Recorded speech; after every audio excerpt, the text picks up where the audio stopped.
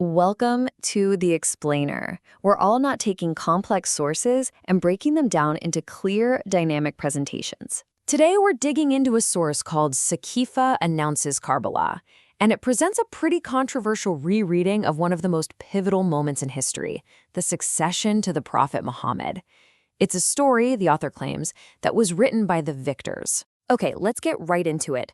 To really get what the source is arguing, we first need a quick refresher on the sequence of events as they're usually told. So, within just a handful of days, these 4 key events unfold.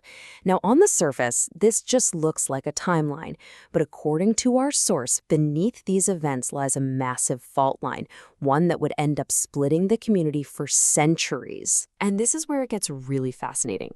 The source lays out 2 completely different interpretations of what went down in those critical days. And we're not just talking about a few disagreements over details. This is a clash of entire narratives. So first, let's look at the Orthodox Sunni narrative. This version is all about stability and consensus. The idea is that in a moment of total chaos after the Prophet's death, the community's leaders came together, wisely chose a successor, and saved the day, preserving unity.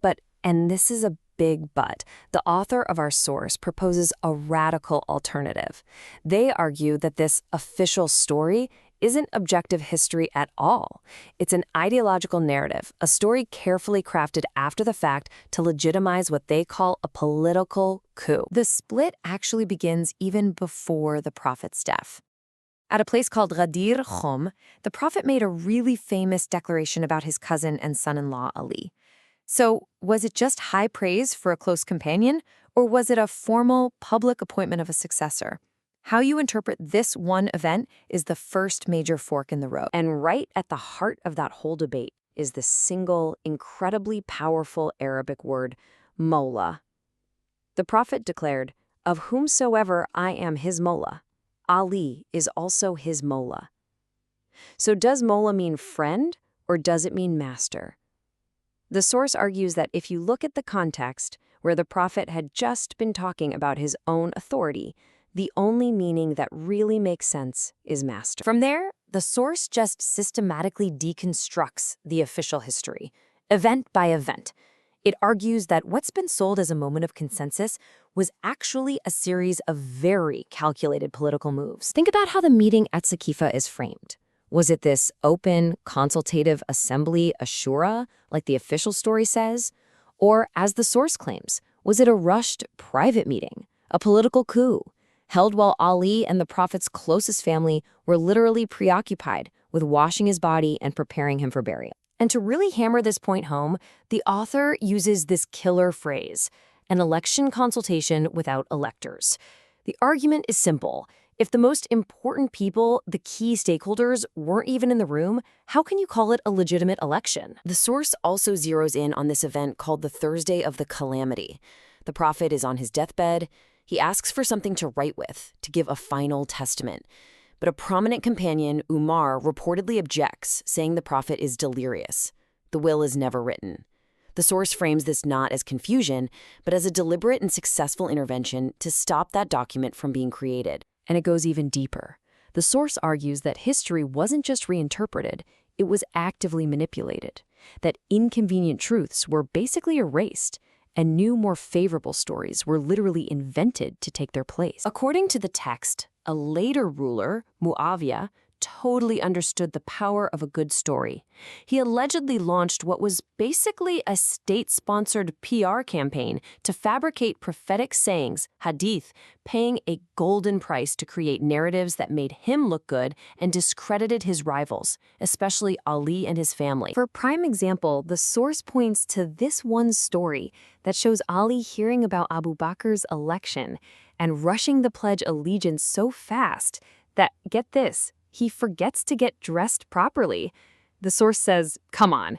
The whole point of a story like that is to paint a picture of eager, unquestioning submission, which just so happens to contradict other accounts of his much more reluctant pledge. The author also highlights these subtle literary tricks used for erasure, like the use of the Arabic placeholder fulan, which just means so-and-so.